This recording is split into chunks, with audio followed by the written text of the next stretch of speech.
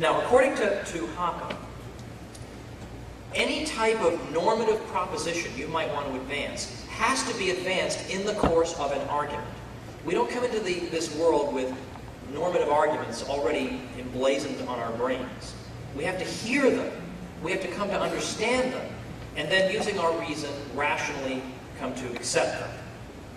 So we have to engage in the practical activity. We're not disembodied ghosts. We are real human beings who need to learn things in the course of the give and take of discourse and argument. Now, therefore, Hoppe says that given how important argument is to reaching conclusions, particularly to reaching conclusions about how society should be organized, and what rights there are, and who can do what, well, if there are norms of argumentation that are presupposed by everyone who engages in argument, then it becomes logically impossible to argue against these norms and be consistent. And according to Hoppe, the only property assignment rules that can be consistently advanced in argumentation, such that you are not contradicting yourself, is the libertarian one. So, for instance, you can't argue that argument is impossible, because you're contradicting yourself, right? You're making an argument that you can't argue. Or you couldn't try to reason that reason doesn't exist. Well, you're using reason, right? So in the very act of trying to do it. So you're contradicting yourself through your actions. So Hoppe, in effect, is going to say that you cannot, in a non-contradictory way, advance any competing theory of ownership titles. So let's examine this in a little bit more detail here. He says, I think I've covered this, the act of argumentation itself takes certain norms for granted. To argue coherently, one cannot deny the very norms that are presupposed by the participants as being true. So really what Hoppe is saying is that, you know, Hans Hoppe, I'm a libertarian, but really so are you. You just don't realize it. That every time we engage in argument, we're temporarily all being libertarians. Because what we're engaged in is a peaceful attempt to persuade someone of a proposition. It's not an attempt to persuade them by saying, look, I'm going to argue with you for a little while, but if you don't accept what I'm saying, then I'm going to clock you over the head. Well, that's not argumentation by definition. That's a threat. Argumentation is a peaceful, conflict-avoiding way of reaching conclusions. And so when you're engaged in it, you are, in effect, demonstrating your preference for peaceful, conflict-free paths to resolving disputes. And so when you're arguing, you are, in effect, giving voice and giving action to basically this very libertarian way of understanding, that I am recognizing your right to control your body and listen to me, and I'm not going to hit you over the head, or otherwise I wouldn't be engaged in argument anymore.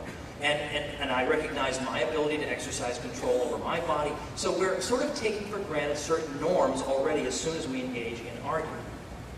And we're convincing people through persuasion and with reason and with respect for that person's rational faculties and physical integrity. So what are these norms that are implied in the very act of argumentation? Well, the first such norm, I've already implied a couple, that we favor peaceful rather than violent resolutions of our disputes. But the first norm that he talked about is universalizability. And all that means is that if I'm going to propose a rule that I think people in society should follow, this rule has to be universalizable. That is to say, I need to be able to state the rule in such a way that it would apply universally to all people simultaneously. So, for example, if I were to say, I can hit you, but you can't hit me, that's not a universalizable rule. Because that's actually saying some subset of people, namely me, gets to hit you, but you don't get to hit me. This is not universal, because you're not able to exercise the same power that I'm able to exercise. This is what we call a particularist rule, that singles out an individual or a group of individuals. It says, we get to do certain things to the rest of you. Well, that's not a universalizable rule, because then that doesn't apply to the rest. So it's not universal, it's particularist. And the reason he argues that, what Hans is going to say here is that argumentation takes for granted the principle that the rules we live by are universalizable. And he takes that for granted because, number one, argumentation is a peaceful, conflict-avoiding activity. It does not involve violence, it involves persuasion only. Therefore, In principle, any argument we offer has to, in principle, be acceptable to all people. Otherwise, there'd be no way we could argue for it rationally. There'd be no way we could rationally expect everybody to accept a particularist norm. I get to hit you, but you don't get to hit me. It's very, very hard to expect people everywhere to accept that in argument. The only way you can get them to accept it is by enslaving them or drugging them or whatever.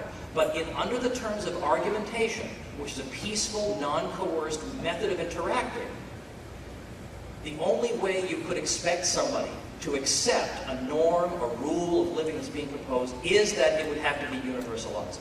Or if it is particularist, the reason for the particularism would have to be understood to the reason. So, for example, authorized personnel only, that's a particularist rule.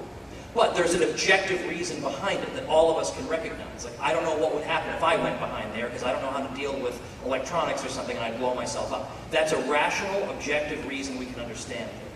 But unless there is some rational, universally acknowledgeable reason to justify a particularist rule, you can't. They have to be universalizable. Now, so right away, universalizability, right away it rules out certain norms. Right away it rules out socialism. I can take from you, you can't take from me. Socialism doesn't even pass the first norm of argumentation. But the universalizability is necessary but not sufficient. Because it's also universalizable to say everybody should get drunk on Friday night. People are clapping for that. But likewise, it's also universalizable to say everyone should be executed for drinking on a Friday. So universalizability is not sufficient, but it's a beginning. Now let's skip down to letter E. When we are engaged in argumentation,